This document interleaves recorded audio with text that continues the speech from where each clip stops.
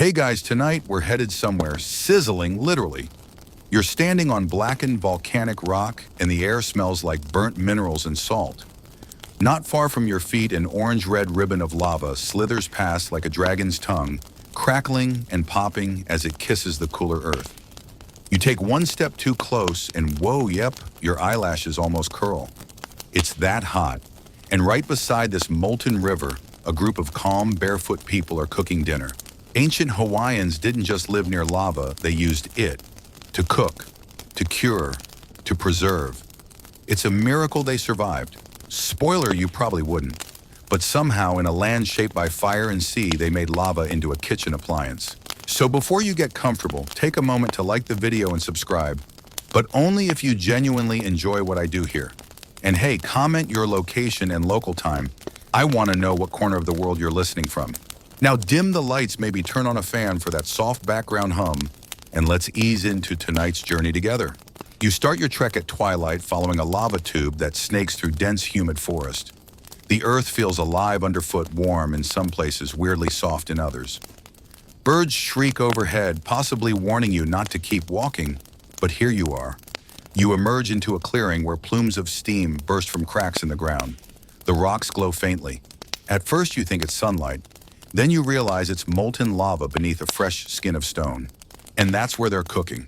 You watch a man wrap something, maybe fish or pork in ti leaves, binding it with braided grass. He places it carefully on a slab of hot, cooled lava, then covers it with more leaves and volcanic rocks. The air hisses, steam rises, dinner begins. This isn't a sideshow, it's survival. The volcano provides heat and Hawaiians didn't waste it. Cooking on lava wasn't a once-a-year gimmick, it was practical, local, and sometimes sacred. You sit cross-legged next to the pit, the heat licking your skin. Someone passes you a carved bowl of something thick and grayish purple. Poi. You taste it, earthy, sweetish, cold, and you suddenly realize something. This is history you can chew. Molten lava might seem like the last thing you'd want near your dinner, but the ancient Hawaiians disagreed. They didn't just adapt to volcanoes, they turned them into sous chefs. Your guide, a woman with long salt-streaked hair and a serious side-eye when you step on the sacred ground, explains that the lava's edge was more than a place to fear. It was a place to gather, to cook, to offer thanks, and sometimes to dare. Molten flows were unpredictable, but that didn't stop people from placing food nearby. Fresh lava crust could be used like a skillet briefly. Fish taro patties or small game were pressed onto the rock with leaf barriers. The key was speed and intuition. Let it sit too long and you got ash. Not enough, and it was raw. But hit the timing just right. You got something smoky charred and completely unique. Historians still argue whether these high-heat techniques were truly widespread or more ceremonial. Some claim everyday cooking mostly happened in safer underground ovens. Others insist lava-top cooking had a practical edge, why wait hours for an imu when the ground itself was sizzling. Then there's the fringe theory, wild but fun, that some early Hawaiians believed certain lava zones could bless food. That fire gave flavor and mana, the sacred life force. Some anthropologists dismiss this as poetic nonsense. Others say, well, try eating a pig roasted next to a volcano and tell me you don't feel something. A rooster crows in the distance. You turn to see it pecking the ground near a steam vent. It's a strangely peaceful moment until the rooster suddenly darts back with a squawk as if something unseen slapped it. You raise an eyebrow. Your guide shrugs. Pelly doesn't like chicken, she says. You're not sure if she's joking. Your mind drifts as the night thickens around the lava's glow. The air smells like salt and smoke and cooked leaves. Somewhere in the shadows, drums begin soft, slow. You lean back and wonder what it must have felt like long ago to live your life with fire on the horizon. And you realize something else. Lava isn't just a danger, it's a dinner bell. You're still beside that simmering edge of the world, staring at the kind of radiant heat that could melt your sneakers into a war crime. But your ancient Hawaiian hosts, they're unbothered. One of them is even humming while adjusting stones with a stick, like it's just another Tuesday. And honestly, for them it was. You watch as another wrapped bundle is lowered beside the molten ribbon. The ground doesn't just feel hot, it groans. It pulses with a slow, steady breath, like the volcano's alive, and considering its options. Still, nobody flinches. This isn't panic. This is culinary precision. The truth is, ancient Hawaiians understood their environment better than most of us understand our microwaves. If you're picturing clumsy caveman-level fumbling near lava, forget it. These people engineered cooking strategies tailored to an environment where the floor might explode if you stepped wrong. And yes, sometimes they did cook on actual lava, but more often they used geothermal features that felt like lava without the accidental immolation risk. Take the lava-heated ground near fresh flows. Ho-ho! Crusts just minutes or hours old. These surfaces cooled fast on top but stayed blazing underneath. You could place tie-wrapped food bundles right on the crust for a rapid char. Or with a little rock rearrangement, create a kind of pop-up oven hot enough to cook but not so hot it incinerated your dinner or your dignity. What's fascinating is how casually exact it all was. They knew when the lava had reached the right crust thickness based on color texture, even the way it cracked under their footsteps. One oral tradition says if your feet didn't sizzle in sandals, the lava was cool enough to cook on. Comforting, right? And then there's the lava steam vents, natural pressure cookers. The ground hisses like a tea kettle, and the Hawaiians leaned in, literally. They placed food above those vents in stone-lined pits, transforming steam into heat you could tame. Fish, shellfish, and even wild greens like hoioi fiddlehead ferns were steamed that way, tender, mineral-rich, and kissed by the volcano. Of course there were risks. Hot spots shifted, steam vents collapsed, some foods got overdone. One fringe story, probably exaggerated, tells of a woman who lost her entire leg of pork to a sudden vent rupture. Just poof, gone. Her relatives marked the spot with stones and decided it was a sign from Pele. She wanted pork, they said. That meal became an offering. That's the line ancient Hawaiians walked daily: food and fire, faith and fear. It wasn't just don't get burned, it was read the lava, listen to the earth, know when the rumble means run or roast. Historians still argue whether lava-top cooking was common or symbolic. Some archaeological sites show heat-altered rocks, far from any IMU underground oven, suggesting alternative cooking styles were real and repeated. Others say, nah, most daily cooking happened in safer, cooler zones. But that tension, that blend of practicality and ritual, is what makes this so hypnotizing. And speaking of hypnotizing, someone beside you is now placing slivers of reef fish directly on hot lava rock. Not lava itself, but a stone heated so long it's practically glowing. The fish curls instantly, sizzling in its TI leaf bed. The smell hits you before the smoke clears, briny, rich, almost sweet. Then comes the best part, the flip. With a smooth movement and a bark-wrapped stick, she flips the leaf packet. No panic, no flare-up, just respect for the fire and the food. You glance down. Your shirt is damp with sweat. Your stomach grumbles. And despite the absurd danger level, you kind of want to try it yourself. But you don't. Not yet. Instead, you look around. The scene is quiet, almost reverent. Cooking near lava isn't a novelty here, it's a relationship. One built over generations of watching the earth breathe fire and learning when to lean in and when to step away. You follow your barefoot guide down a slope slick with moss and cooled ash, stepping between ferns as thick as your thighs. The air shifts, less sulfur, now more damp earth and forest sweetness. Then she stops, points, and you see it, a long, shallow pit dug into the ground and lined with smooth, dark stones. It looks almost ordinary until you notice the faint trail of smoke curling up from the edges. This is imu, the traditional underground oven of ancient Hawaiians. And while it might not bubble or glow like a lava stream, don't be fooled. It's the most important kitchen they ever built. You crouch close as the imu master, a lean, shirtless man with arms like driftwood, removes a woven mat covering. A wave of fragrant heat bursts up, rich with earth smoke and roasting meat. Your eyes sting. Your mouth waters. Inside the pit, wrapped in tie and banana leaves, buried under layers of scorching lava rocks and dampened vegetation, is a whole pig. Kalua pig. The kind of meal that takes all day and half a village to make. The process starts early. Stones, usually vesicular basalt, because of its heat retention, are heated over an open fire, sometimes for hours. Once they're glowing red, they're dropped into the pit. Then comes the layering green vegetation to create steam bundles of food, more vegetation, and finally a layer of dirt to trap the heat. The result, a subterranean slow cooker powered by the same rocks, once part of a volcanic explosion. Historians agree this wasn't just a smart cooking method, it was a cultural institution. Feasts, celebrations, funerals, all of them called for the imu. And like clockwork, the firestones always came from volcanic slopes. It was more than practical, it was symbolic. Cooking with the mountain's bones tied the meal to the island's spirit. But here's the fringe twist, some early imu were placed near. Active volcanic vents using the heat already rising from underground. Not every archaeologist buys it, but a few scattered pits suggest that in certain places, maybe during festivals or spiritual events, people cooked using Pele's literal breath. Not just firewood and ember, real geothermal heat. You squint into the pit. A banana leaf is pulled aside, revealing strands of shredded pork glistening in their own juice. It smells smoky, savory, and a little sweet, thanks to the tropical leaves sealing in flavor. Someone offers you a pinch on a wooden spoon. You taste it. It's tender enough to break your willpower, and you're still thinking about breakfast. But there's something more fascinating than the meat does, collaboration. Imu cooking wasn't a one-chef show.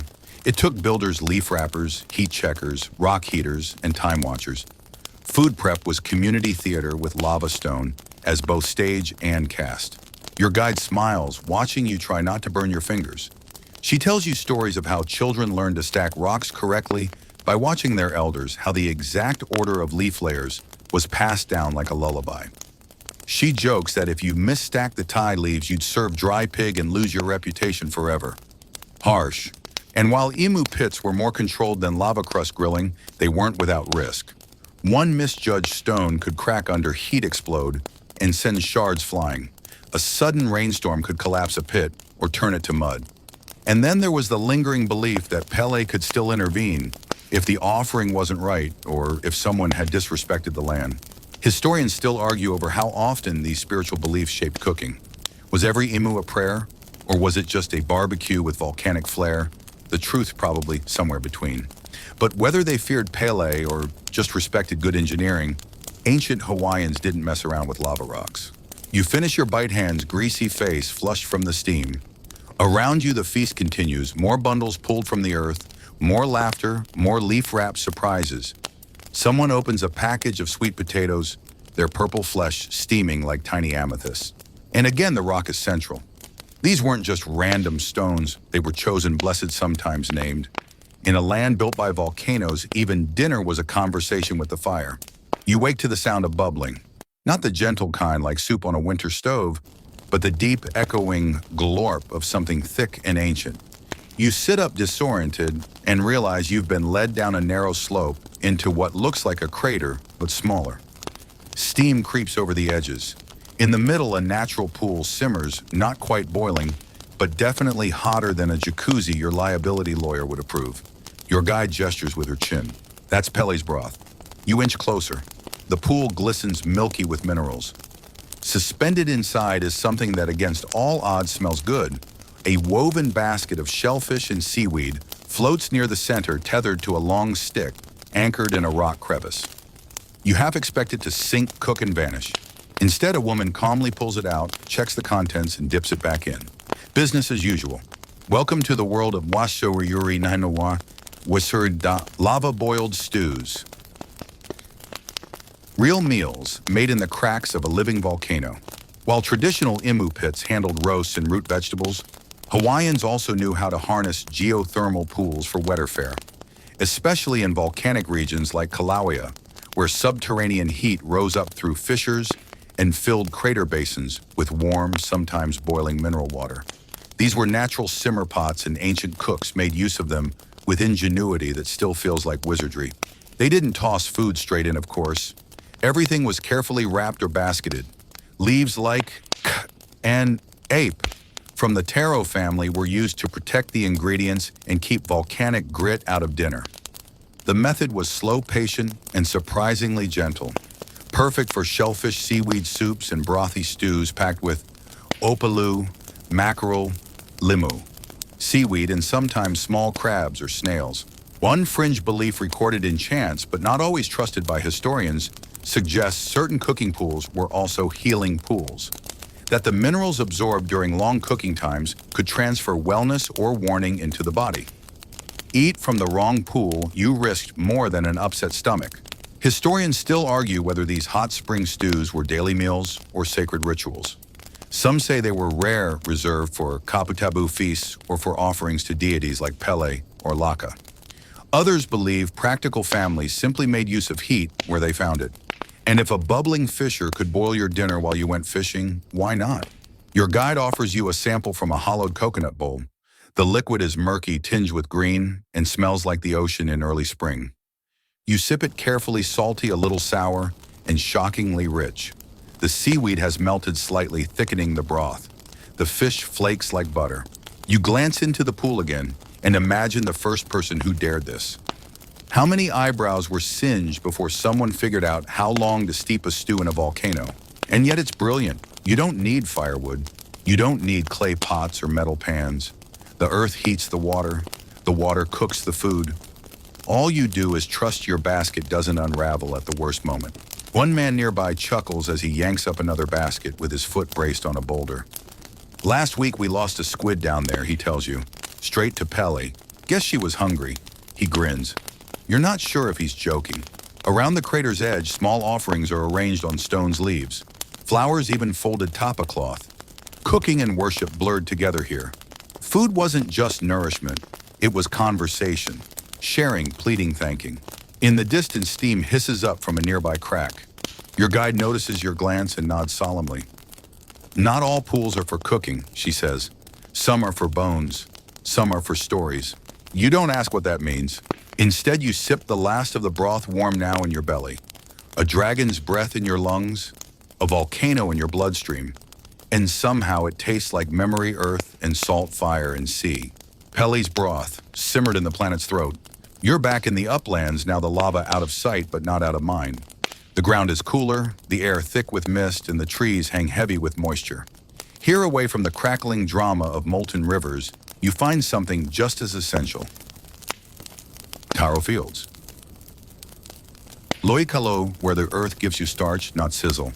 Taro, or kalo, was the cornerstone of the Hawaiian diet and the sacred source of maichur poina, that sticky purplish paste you tasted earlier.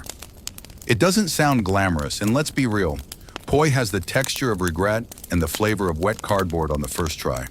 But for ancient Hawaiians, it was more than food, it was ancestry, identity, and cosmic glue. You stand at the edge of a loi patch where dozens of squat heart-shaped leaves flap lazily in the breeze. The soil is muddy, the irrigation channels are ancient engineering marvels, and somewhere off to the side, a family is pounding cooked taro on a large flat stone. It looks rhythmic and peaceful. You get closer. It's not. The pounding is loud, it's constant, it's brutal, and it goes on for hours. Two people take turns lifting massive wooden pestles, pahakukui ai, and bringing them down with surgical strength. Each slap echoes like a thunderclap, and even when they pause, their arms keep twitching. No lava here, no sizzling stones or dramatic steam, just muscle tradition and an unbelievable amount of patience. But here's the weird part. Some oral stories suggest people once tried using lava to speed it up. Not lava itself, of course, because poi flambe isn't a thing, but lava-warm stones to help pre-soften the taro corms before pounding. Like a Polynesian sous vide, but with a much higher risk of third-degree burns. Historians still argue whether this method was ever common. Some say the stories are metaphorical. The fire of Pele softened the land sort of thing. Others think it may have been a local innovation that didn't catch on because, well, lava's a terrible microwave. The results were inconsistent and scorching sacred food didn't sit well with kapu laws. Instead, traditionalists stuck with the long way.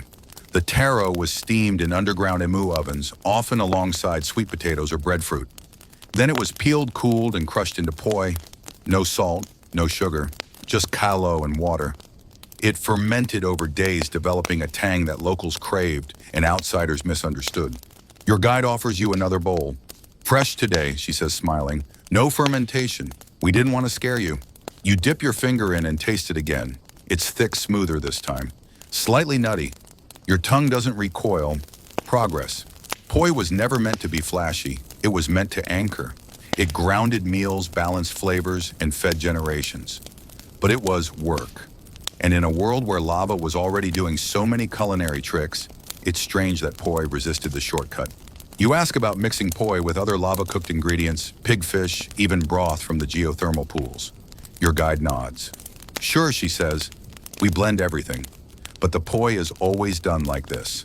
And maybe that's the point. Among all the fire and flash, the boiling vents and flaming pits, poi is the steady drumbeat, the quiet middle note, the cool partner to the island's burning soul. Then she hands you a different bowl. This one's got pai, the thick, nearly solid paste that poi starts as before being thinned with water. It's dense, like dough crossed with clay. This stuff could hold up under a lava rock. And guess what? In some traditions, they used lava-heated stones to reheat pai, pressed between leaves and placed on hot rocks like a chewy pancake. Now how that worked? Not for making it, but for reshaping it. A convenient hot meal twist when you were far from the lowy, but still carrying some hardened pai like a snack bar. It's a small hack, but a delicious one. So you sit by the pounding stone, listening to the thuds echo over misty terraces and eat a little more poi. This time with a slice of smoked fish and a steamed sweet potato. It's soft, it's salty, it's strangely complete. And you realize that not everything needs to burn to feel alive. You're following the smoke again, only this time it's different. Thicker, wetter. The smell is not just wood or steam, it's meat, heavy and rich. And somewhere underneath it, the sharp, almost sweet bite of banana leaf. You crest a ridge and see what looks like a ceremonial pit ringed with blackened stones. People are gathered around it, not frantically, but intently. There's a hush like church or the last minute before a surprise party. Then they lift the cover and the scent hits you like a blessing and a punch to the face. You smell kalua pig, cooked pele style. And this isn't just a normal emu. This one's half open to the world. Lava rock still glowing red line, the base crackling as a thick slab of meat is turned. You realize this isn't just slow roasted, it's practically forged. Kalua pig was already the star of the Hawaiian feast table. But here at the edge of an active flow zone, it became something more, a fire ritual, a dare, and sometimes, if you believe the stories, an offering. You kneel beside the pit and listen to the hiss of fat on hot stone. This wasn't just cooking, this was storytelling carved into meat. The word kalua literally means to cook in an underground oven, but when lava entered the equation, it got hotter, riskier, and possibly holier. The method is surprisingly complex. First, the pit is prepped with lava stones, which aren't just any rocks, they're chosen for their ability to absorb and radiate heat without exploding. Yes, that happens. Surprise pork shrapnel is real. The pig is cleaned, seasoned traditionally with sea salt and sometimes local herbs, and then wrapped in banana or Thai leaves. Then comes the lava, not poured on top, no. They were bold, not insane, but freshly heated stones, sometimes even scooped from recent flows, using long tools were layered below and around the meat ceiling in radiant heat. The pit is half covered, allowing some smoke to escape, but keeping enough trapped to flavor the meat like a slow-built fire cloud. Historians agree that kalua pig was central to Hawaiian feasting culture. Every major event, births, harvests, funerals, war victories ended in a shared meal featuring this dish. It was comfort food, status food, ancestral food. But then you hear the fringe story whispered near the pit's edge that sometimes the pig wasn't meant to be eaten. In certain rare cases, the entire roast was an offering to Pele. No one touched it. No one tasted it. It was left beside a vent or lava flow, the meat blackening into ash until the earth swallowed it or scavengers stole it. The intention mattered more than the meal. Giving meat to the volcano was a way to ask for peace or forgiveness. Some scholars scoff at this idea. They argue there's no physical proof of such offerings. But others point to chance legends and the eerie accuracy of passed down stories about pigs disappearing into craters without a trace. You look down at the roast now pulled from the pit. Its surface is blistered in places, almost caramelized. Someone uses a wooden fork to shred a piece, revealing strands, so tender they melt at the touch. You're handed a piece wrapped in a Thai leaf. No sauce, no frills, just smoke, salt, and story. It tastes like deep time, like stone and sun and salt water. You chew slowly, not just from awe, but out of the sheer intensity of flavor. This isn't barbecue. This is memory made edible. Kerinchum. Your guide leans in. This one, she says, wasn't for Pele, but she still got the first taste. She gestures to a stone at the corner of the pit where a small charred piece sits alone, left untouched. A nod. A precaution. You think about how much fire it takes to turn a pig into a story, how every bite of Kalua pig is part meal, part myth, and how lava didn't just cook the meat, it scared it into becoming divine. Around the pit, laughter returns. The serious moment fades into joy. Children are served first, elders next. You pass your leaf wrap to someone else and sit back full of questions and salt. You don't have all the answers, but you have the taste in your mouth, and you're not going to forget it. You're near the shore now, where volcanic rock meets the ocean in jagged kisses and tide pools bubble like tiny cauldrons. The lava here isn't flowing anymore. It's old, cooled, blackened, like the crust of a giant's burnt toast. But it's still working. Because here's the twist, not all cooking in ancient Hawaii came from fire. Some came from steam. You crouch by a crack in the rock where the tide pushes in and out with a hiss. The air smells briny, a mix of hot seawater and algae. And just above that vent, someone is steaming a pile of lima, Hawaiian seaweed wrapped carefully in leaves and held down with small flat stones. You watch the steam rise and it smells weirdly delicious, like roasted ocean. Limu wasn't just garnish. It was protein, fiber, medicine seasoning, a staple. There are dozens of edible varieties, but here by the rocks, they're working with limukala, limukohu, and manawea, each with its own texture and taste. Some are spicy, some gelatinous, others grassy or bitter. They were gathered fresh, rinsed in salt water, and then prepared with all the care of a roast pig. And when lava rocks met ocean mist, a magic happened. Steam cooking or island style. The setup was clever. Fresh seaweed or reef fish were placed in folded banana or tea leaves laid between hot stones near tidal vents and left to steam as the ocean pushed heat up from below.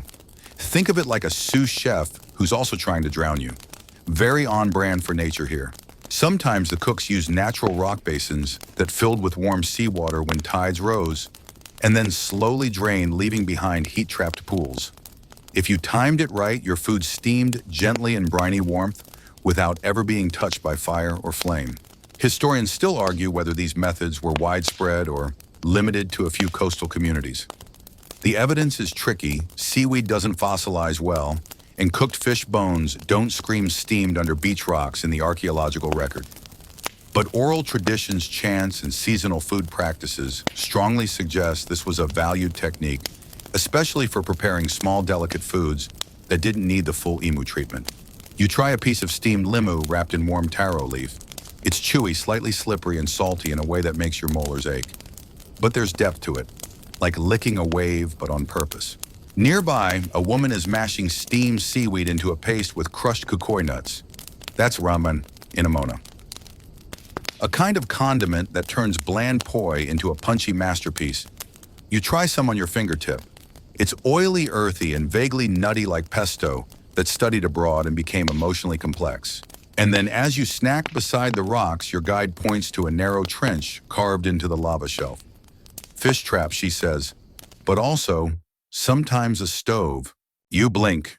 Turns out in certain places, lava shelves were carved with ahilele rock basins that filled with fish during high tide.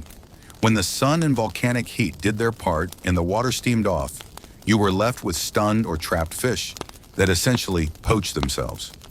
Add a few leaves for cover and voila, you've made nature do the hard part. Of course, this didn't always go as planned. One old story talks about a fisherman who set up a limu steaming basket too close to a fresh vent. The basket burst into flames and his catch got scorched. He wept. The next day, though, the village said the fish tasted amazing. And just like that, they started fire-searing their reef catch on hot stones on purpose. Serendipity via scalding. Another fringe tale says that, in some sacred shoreline spots, seaweed was steamed not to eat, but to wrap around hekaushain, temple offerings. The cooked limu became symbolic cloth softened, sweetened, used to cradle bones or bless tools. No one eats it. No one even touches it. It's left in tide pools to be taken by the sea. You watch the waves foam into the cracks, disappearing in a hiss. It's not drama like lava rivers, but it's intimate, it's personal, it's cooking with the breath of both volcano and tide. And as the tide rises and another basket of limu is lifted from its steaming cradle, you think this is what happens when you don't just survive nature, but collaborate with it. The sun's climbing again, and so are you. Up through dry forests, scrub, and blackened fields of stone, into a craggy ridge where wind whistles across the bones of old eruptions. Here amid scorched trees and jagged outcrops lies something a little unexpected. A salt pan, half natural, half built, shimmering like cracked glass under the morning sky. And next to it, smoke. The thin, almost playful curl of something very small being very well cooked. You squint. Is that a bird? Welcome to one of the more accidental chapters in Hawaiian volcanic cuisine. Lava-charred birds and lava-made salt. A strange pairing, but they go together more often than you'd think. Let's start with the salt. Hawaiians valued pa'akai, sea salt, not just as seasoning, but as sacred medicine, a purifier, a preserver. Some of the best salt was made not on the beaches, but inland in volcanic basins, where seawater was trapped in lava-formed depressions and allowed to evaporate under brutal sun, and when available, the residual heat of nearby lava flows. These were low-tech solar salt farms supercharged by volcanic energy.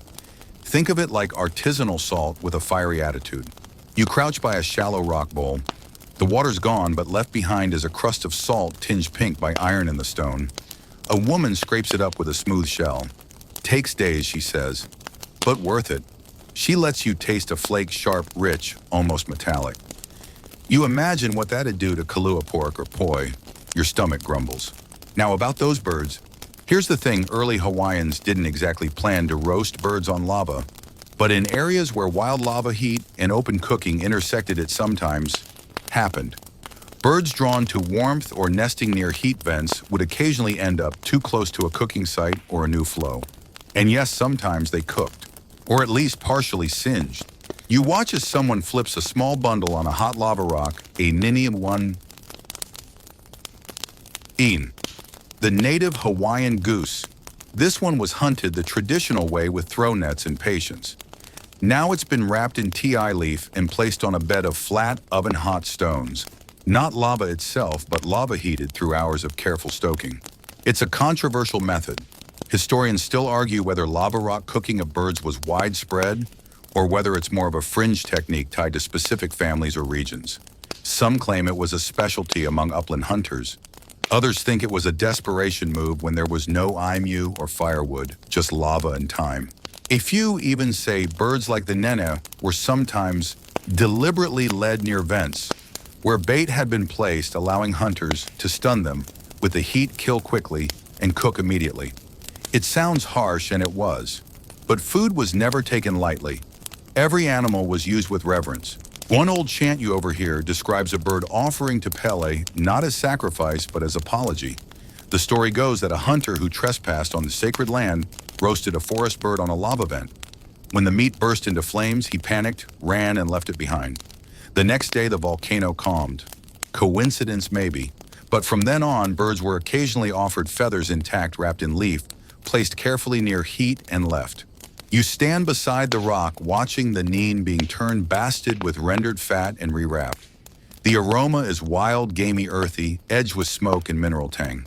Someone passes you a small leg already stripped of bone. It's dark meat, dense and rich, and tastes a little like duck, but with a sharper bite. The salt on top harvested from that very bowl you saw earlier. It's an ancient meal made with zero metal, zero plastic, zero packaging, just lava leaf and instinct. You hear laughter nearby, someone's mimicking a bird call badly. A child scolds them. No mocking. Pele listens. You smile, not entirely sure whether that's a superstition or a fact. Honestly, out here, it's hard to tell. As the smoke rises from the stone, you realize again how lava wasn't just for spectacle. It was woven into everything, even the smallest, strangest corners of cuisine. Salt from scorched rock. Birds browned by heat rising from the earth's lungs. And all of it, intended or not, became part of the story. You're higher now above the tree line where the earth feels bare and brittle underfoot. The wind here is sharp, dragging curls of sulfur and sea air over a wide shelf of hardened pahoho lava. But there's something else on the breeze. The unmistakable smell of fish cherry cooked, not rotting. And not just any fish either. It's the sharp, buttery scent of sharif catch baked on fresh lava crust. Sure, yes, really. Tonight's dinner is happening on the still warm skin of the earth. You approach cautiously because this is where things get risky. Not underground ovens, not geothermal steam, but cooking directly on lava that's recently erupted, cooled just enough not to swallow your shoes, but still hot enough to turn fish into gold. A group of people huddle over a slab of shiny black rock, its surface covered in banana leaves, and flat fillets of ohol and manini, both small reef fish prized for their delicate flavor. The lava slab beneath them is maybe 2 days old, cool to the touch in some places, but still radiating intense heat in others. That golden crust of stone, it's the difference between dinner and disaster. You notice the trick: the cooks are listening, not to timers or sizzling pans, but to the actual cracks and pops of the lava rock. When it snaps like dry twigs, it's too hot. When it hisses softly beneath the leaves, it's perfect. They move in with astonishing speed, flipping fish with long sticks and thick palm fibers. It's improvisation but surgical, and the flavor unbeatable. The high, dry heat crisps the fish skin to a paper-thin crackle, while the flesh inside stays tender and moist. There's no char from wood, no bitterness from smoke, just salt, mineral, and sun. It's not an everyday technique. In fact, and historians still debate whether this was a widespread practice or an innovation by only the most lava-adjacent villages. There's no clear documentation, but the legends are clear. Some families followed the flows, literally bringing bundles of food close to newborn crust and seizing that heat like borrowed lightning. Your guide hands you a small fish wrapped in Thai leaf. The leaf's browned and brittle, but inside the fish glistens. One bite and you taste the ocean, yes, but also something else. Something stripped down, like the fish met the sky and cracked stone and came back stronger. Of course it didn't always go smoothly. There's one old story you hear, part cautionary tale, part comedy, about a cook who got greedy. He laid out 10 fish on still steaming lava, hoping to cook them all at once. A sudden crack, too soon. The crust broke open. The fish were lost. Worse so was one sandal. And because this was pre-rubber, losing a sandal was practically a word. Still, the technique held on. In certain places, you can still find smooth slabs of lava with faint burn marks, not from people walking, but from dinner sizzling on top. It wasn't just fish either. Occasionally, flattened patties of taro or sweet potato were cooked this way. They needed extra leaf wrapping, and the danger of scorching was real, but the result, a caramelized crust on what was otherwise humble starch. Some people even claim these lava-roasted walla sweet potatoes had a flavor so unique they were reserved for royalty. A fringe belief passed down in a single chant from Kau tells of a fisherman who caught a humu humu nuku nuku apua a a, Hawaii's famously named triggerfish, and roasted it whole on lava while chanting a prayer to ward off sea spirits. He fell asleep beside the stone. The fish disappeared. He woke with a mouthful of sand and a single word in his ear. Mahalo. Historians roll their eyes, but still, someone told that story. You lean back on the crust, still warm beneath your palms. The sun dips lower, turning the black lava fields to velvet. Around you, fish bones are collected, leaves folded into trash bundles, and hands rinsed with seawater. Cooking on lava crust wasn't about showmanship. It was about being present, knowing exactly how long 2-day-old lava will hold its heat. Reading the surface not with a thermometer, but with your toes on. Because when you cook this close to the Earth's mouth, you don't get second chances. Just one fish, one flat rock, one perfect moment. Now the light's gone golden, and the shadows stretch long over the lava fields. You're walking alongside an old trail, nothing marked, just a memory passed from foot to foot for generations. The ground crunches beneath you, glassy with tiny shards of obsidian-like rock, and somewhere in the silence you hear a soft hissing from below. It's subtle, almost like breathing. You pause, listen again.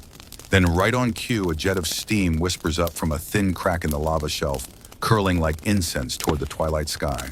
You've reached one of the most intimate forms of volcanic cooking. Lava steam pits. A gentle, almost secret technique used to cook delicate plants and herbs that couldn't handle the harshness of open fire or emu heat. This is where ancient Hawaiians slow-cooked food in places that quite literally breathed. The pit is small, no larger than a beach towel. Dug shallowly into the crust, it captures the warmth rising from an underground vent. A large, heavy stone covers the hole, and when it's lifted, a sweet, grassy scent spills out. Inside, leaf-wrapped bundles of wild greens. Papalo. Kuoko lao. Huio have been steaming for hours, tenderizing into silky strands. You take a seat on a nearby rock, one that still feels warm to the touch. Someone hands you a steamed leaf bundle and a small bowl of fermented breadfruit mash. You take a bite, and the flavor is soft, tangy, and green in the best possible way, like the memory of a forest after rain. These steam pits were often family-kept secrets passed from elder to child, known only by their exact feel and temperature. No fire was built, no stones were moved. The earth did all the cooking. And because the heat was consistent and gentle, it became the preferred method for making medicinal food herbal blends that doubled as dinner and cure. One fringe tradition whispered more than written claims that Pacific vents were reserved for healing food only. To cook meat, there would sour the breath of the land, ruin the balance. These pits, often located near sacred groves or ancient heiau temples, were monitored by kahuna lapa'au healers who used them to prepare herbal infusions with volcanic steam as the final blessing. Historians still debate whether such separation of cooking spaces was common or only observed in higher ranks of society, but there's no denying the ritual care that went into these pits. Some were lined with white coral, others with black lava rock. Some had carved stone markers nearby inscribed with symbols so old their meanings are half guesswork and half ghost. You watch as someone gently flips a tie leaf parcel. No rush, no searing sound, just a long exhale of warmth. It's oddly calming, like the island is feeding you instead of the other way around. Your guide tells you how during certain moon phases, people would only eat food cooked with steam from the land.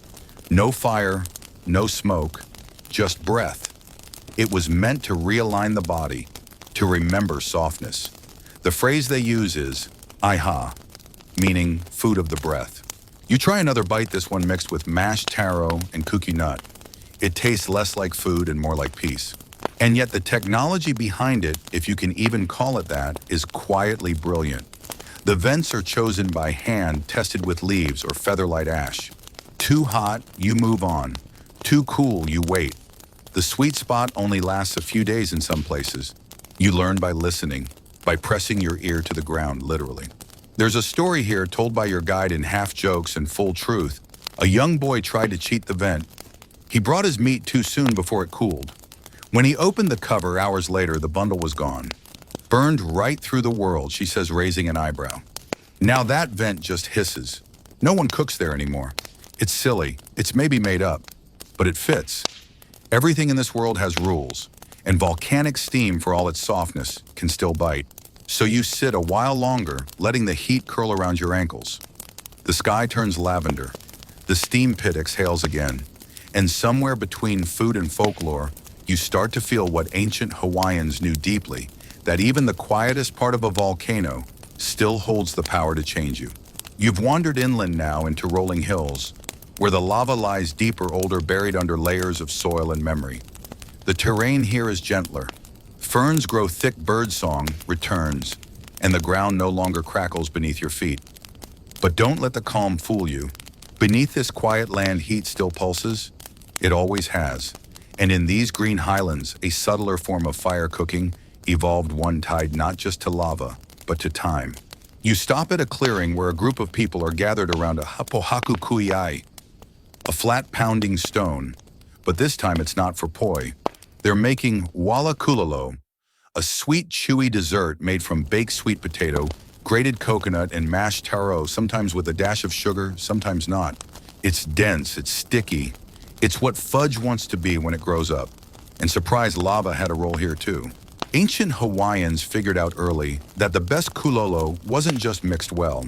It was baked low and slow, in a specific kind of pit, one warmed by buried heat, not roaring fire.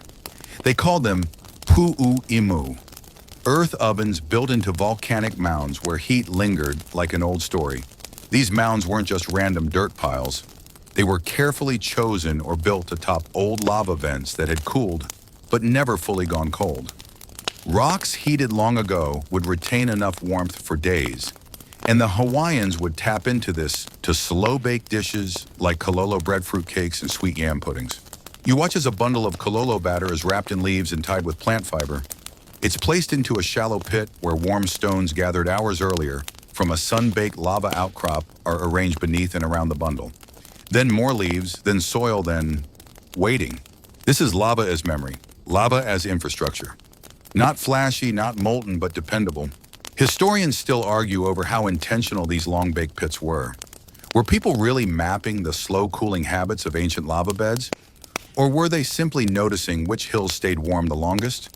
Regardless, the results were spectacular, soft steam confections that needed no metal, no timer, and no open flame. Your guide hands you a slice of kololo that's been baking since sunrise. It's warm, chewy, and sweet with a whisper of smoke. You bite in, and it's like eating a sunset wrapped in forest. Then she shows you something stranger, pohaku, ahi, a flat cooking stone found far from any known lava source. We carried it, she says, from the cliffs. This one holds heat for a full day. Turns out some families had preferred lava stones passed down like heirlooms. They weren't used every day, just on feast days, or for certain recipes that needed the right texture, the right heat. One fringe theory says certain stones were believed to remember the taste of what they'd cooked. That kulolo made on one stone tasted richer, or that fish grilled on another came out more tender. Modern science says basalt doesn't have flavor memory. But hey, modern science also doesn't explain why kololo from a lava mound tastes like it knows your birthday. As twilight deepens, someone begins to sing. A low, rhythmic chant. You don't understand the words, but the melody hums in your bones. It's an old chant your guide says about the goddess Haumea giving birth to kalo and breadfruit foods that sprang from her body and fed her children. The lava may belong to Pele, but the harvest, that's Haumea's domain. Between them, food is forged and fire becomes nourishment. The chant continues as more bundles are pulled from the ground. Kulolo, mashed sweet potato, even a few chunks of wild banana baked inside leaf pockets. It's dessert Hawaiian style. All of it cooked with patience, not urgency. With buried heat, not open flame. You sit on the edge of the pit, fingers sticky with coconut. The stars begin to prick the sky. And as the last cover of leaves is peeled back to reveal another golden parcel, you understand something deep and quiet. Lava wasn't just fire, it was the island's memory of fire. And Hawaiians cooked not just with heat, but with trust in what the land remembered. You're descending again, but this time into a place that feels both ancient and futuristic, where black rock meets shimmering pools, and the earth seems to sigh through vents you can't quite see. The landscape turns metallic, the air thickens. You've reached one of the strangest kitchens in all of ancient Hawaii, the sulfur caves. Yes, caves. The kind that smell like rotten eggs and echo every footstep like a ghost is following too closely. These geothermal vents, scattered through volcanic craters and cliffside shelves, weren't just feared, they were used. Welcome to the quiet art of sulfur steaming. A culinary trick both brilliant and slightly terrifying. Your guide leads you toward a low cleft in the lava, a cave mouth barely big enough to crawl through. Hold your breath, she says, grinning. Just for the first few seconds. You duck inside. It's warm. Not hot like a sauna, but warm in the way your skin prickles and your nose regrets everything. The sulfur is intense, acrid, nose-wrinkling enough to make your eyes water if you inhale too deeply. But once you're in, you start to notice something else, a faint, sweet smell like tuberous greens. And maybe mango. Nope. Not mango, it's rust breadfruit wash or ki'ulu being steamed in the sulfur caves. And it smells divine. The cave walls drip with condensation, and on a raised stone platform, leaf-wrapped bundles of ulu rest near the natural vents. The heat is dry, steady, and infused with sulfur-rich gas. The leaves protect the food, but the flavor still changes, absorbing a hint of minerality that somehow enhances the sweetness. You're offered a wedge of ulu. It's soft, buttery, and oddly eggy. There's an undeniable savory note like it got brushed with yolk while you weren't looking. Some people hate it. You love it. Historians still argue whether sulfur caves were ever standard cooking zones or strictly ceremonial. Most agree that they were too dangerous for regular use. Some of these vents emitted gases strong enough to knock out a goat, and probably did. But for those who knew the safe pockets, the sulfur caves became secret ovens, reserved for specific foods for curing certain leaves, or for rituals where heat and spirit had to meet halfway. And the strangest part, sulfur wasn't just for cooking, it was for preservation. In drier caves, food was cured over weeks. Fish, breadfruit, taro patties, slow-dried in sulfur-tinged warmth until they could survive a month-long voyage or a famine. Some fringe accounts describe sulfur-cured opalum, mackerel scad, as immortal fish capable of surviving a year wrapped in tapa and stored in a dry cave. Science might raise an eyebrow, but locals point to the flavor. The sulfur didn't ruin the food. It preserved it with a kind of pungent dignity, smoky, slightly fermented, and uniquely volcanic. You touch the cave wall slick with mineral sweat and imagine the first person who brought a breadfruit here. Did they think it would explode rot? Or were they just hungry, desperate, and willing to try anything? Some legends speak of dream cooking, a method where a kahuna priest would receive a recipe in a dream and test it on sacred land the next day. One such dream, it's said, led to the first sulfur-steamed ulu feast. Another story claims a child once wandered into a sulfur vent and came out glowing and permanently hungry for steamed greens. Your guide laughs when you ask if that's true. Not glowing, she says, but definitely hungry. Back outside, you take another bite of the ulu. It's firm now, cooled by the breeze, but the flavor lingers like sweet potato crossed with cheese and stone. Weird. Yes, but somehow comforting. You watch as more bundles are placed in the cave. The entrance is marked with smooth white coral, signaling perhaps that this vent is safe, or sacred, or both. And as the sulfur breathes softly into the night, you understand something new about Hawaiian cooking. It wasn't just about making food hot. It was about listening to where heat wanted to live, in stone, in vents, in caves, in crust. The land whispered its temperatures. People just learned how to answer. The stars are out now, scattered above you, like bright flecks of sea salt across black velvet. You're walking along the edge of an ancient caldera, the night air cooled by altitude but still faintly warm from below. This isn't just scenery, it's dinner prep, because now you're entering the realm of lava-baked starch feasts, the culinary crescendo of volcanic cooking. You round a bend and find a large gathering. There's no fire, not visibly, but the earth glows softly in places. Small sealed mounds steam gently in the darkness, outlined by tiwai leaves and marked with stones. Someone hands you a woven fan made of challah leaves. You'll need this, they say. The steam gets personal. Tonight's dish is pa'i'ai cakes. Dense slabs of pounded taro mixed with mashed breadfruit and thin slices of ripe plantain. Sometimes sugar cane is added for sweetness or crushed kukui nuts for fat. The mixture is wrapped tightly and sealed, then set to bake directly on long-cooled lava flows. Sometimes left to cook for 6 to 8 hours with only ambient volcanic heat and tightly arranged hot stones. Not flashy, not dangerous, just so steady. These are community dishes made for sharing. Everyone contributes something: an armful of taro, a clutch of leaves the recipe grandma still remembers, and the lava does the rest. You squat near one of the baking mounds and listen to the soft hiss of moisture escaping the leaves. The scent is extraordinary, earthy, starchy, nutty, with an undercurrent of something slightly toasted. It smells like a campfire that got married to a bakery. One woman unwraps a finished cake and slices off a corner for you. The texture is unlike anything you've had, firm, but yielding like dense mochi. It sticks slightly to your fingers, but in a friendly way. The taste, comfort food for a civilization. Historians largely agree that these lava-top meals were common in regions where the crust retained warmth long after eruptions. Some places held cooking heat for weeks, or even months, allowing entire communities to use specific lava fields like communal ovens. The largest gatherings aligned with harvest festivals or religious events.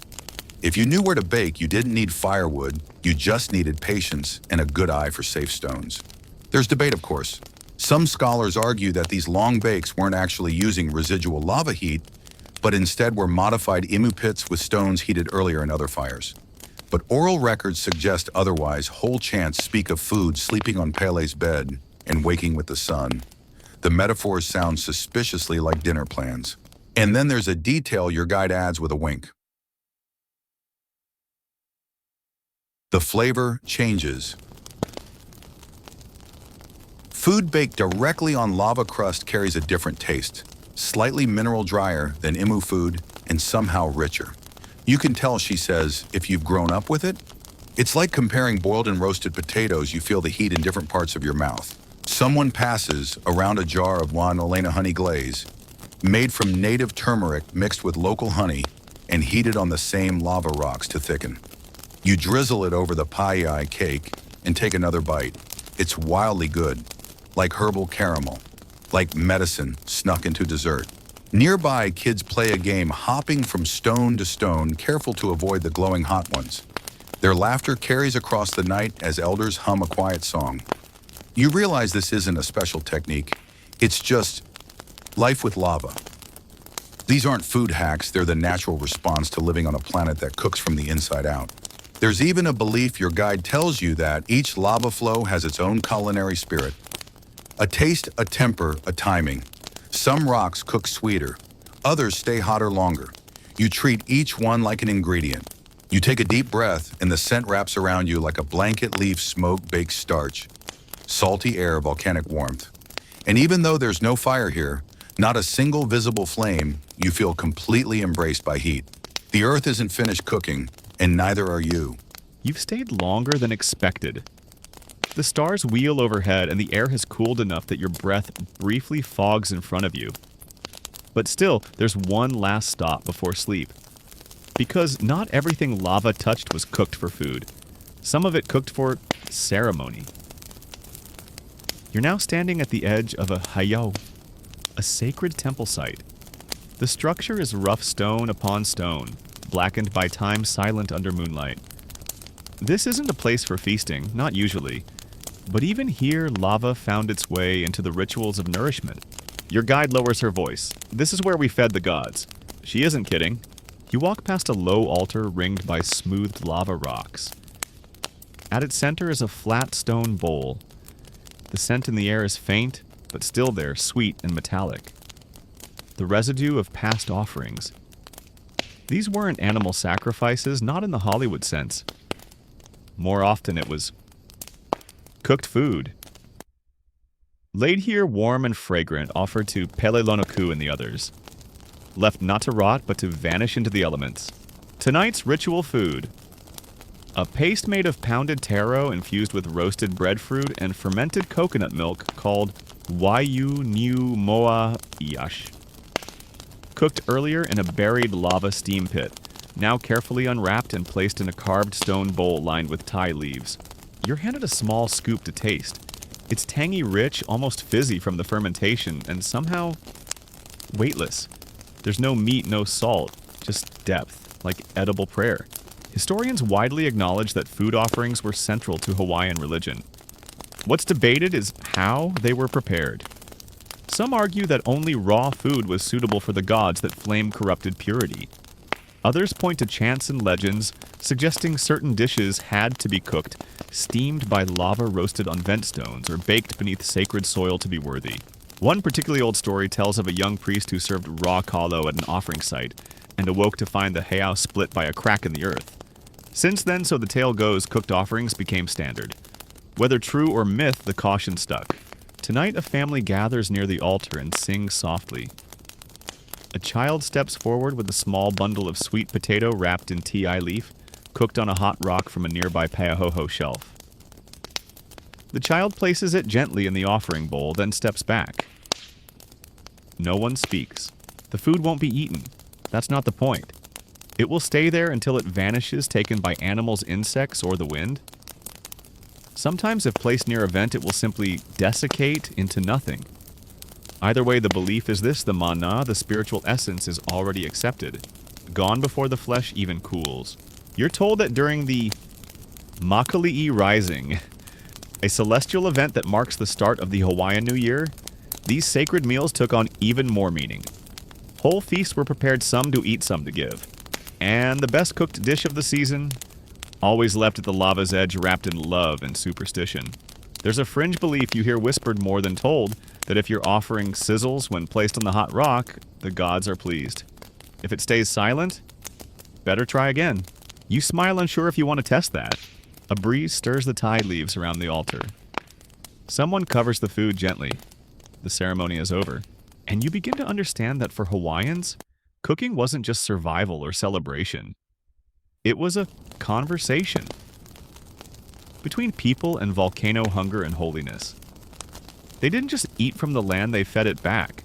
As you leave the heiau, you step carefully between stones warmed by the night's memory. There's no glowing lava here, no roaring vents. Just heat hidden in the earth and stories pressed into each meal.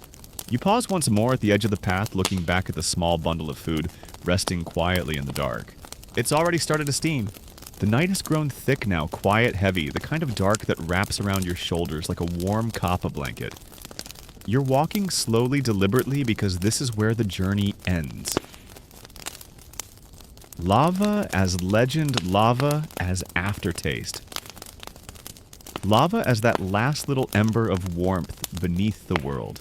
You're not in a kitchen anymore, not near a cave or a vent or even a baking mound. Instead, you're at the edge of an old lava tube. One of those hollowed-out veins deep beneath the crust where magma once flowed like blood. It's cool now, just a tunnel of black rock spiraling into the island's bones. But it used to burn. It used to cook. And for some, it still does. You sit near the entrance knees, tucked listening to the slow drip of mineral water echoing through the dark.